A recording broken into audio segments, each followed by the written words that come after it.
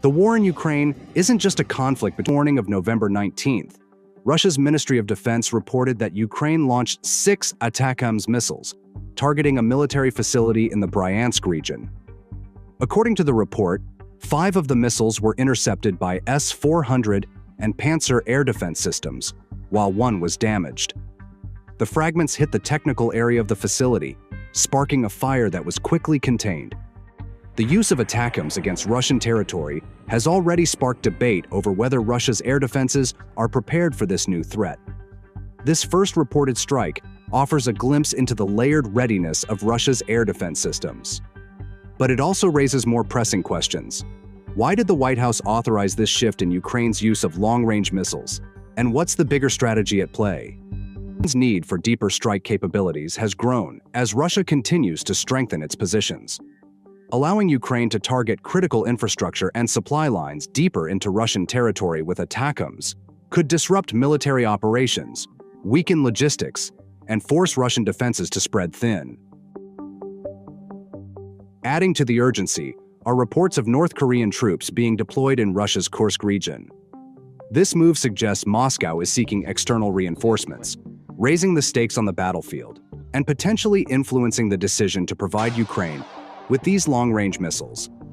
For President Biden, this decision comes at a pivotal moment.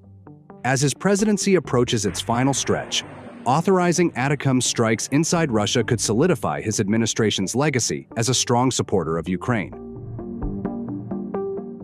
However, it's a delicate balancing act, managing concerns about escalating the conflict while addressing calls to give Ukraine the tools it needs to succeed.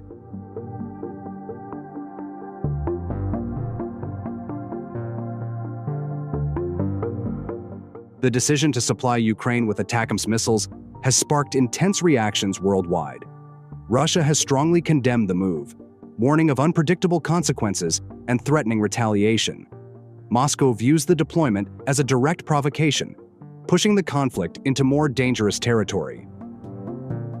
Russian President Vladimir Putin has revised the country's nuclear doctrine, placing greater emphasis on nuclear deterrence.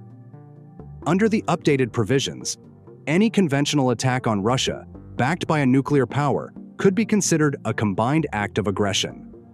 This shift in policy adds a new layer of risk, suggesting the decision to deploy ATACMS may heighten tensions and potentially worsen the conflict.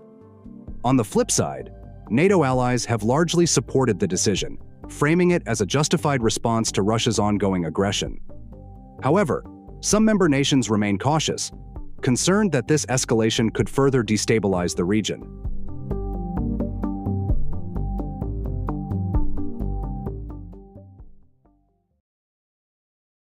Now, let's circle back to the recent report of Ukraine's use of ATACMS missiles against Russian territory.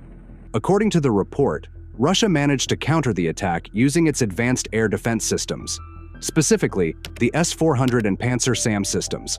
These are among the most sophisticated air defense platforms in the world, capable of intercepting a wide range of aerial threats, from drones to ballistic missiles.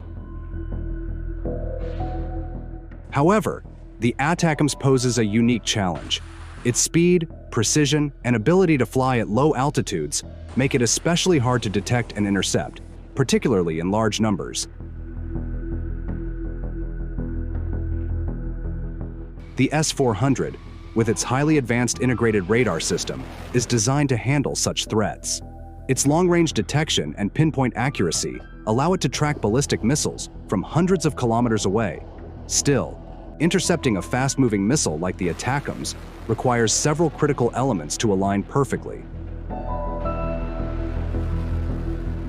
BulgarianMilitary.com has highlighted that to successfully intercept an ATACMS with the S-400, a few key factors come into play.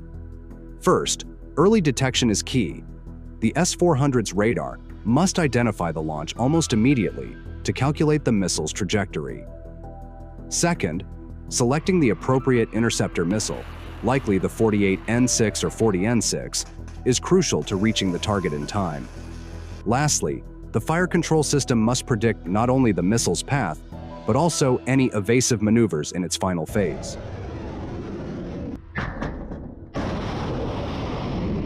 The US decision to approve Ukraine's use of ATACMS marks a turning point in the conflict. But Russia's ability to intercept this recent attack highlights that the road ahead won't be straightforward.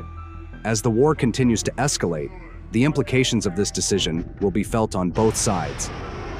What's your take on the US approval of ATACMS for Ukraine?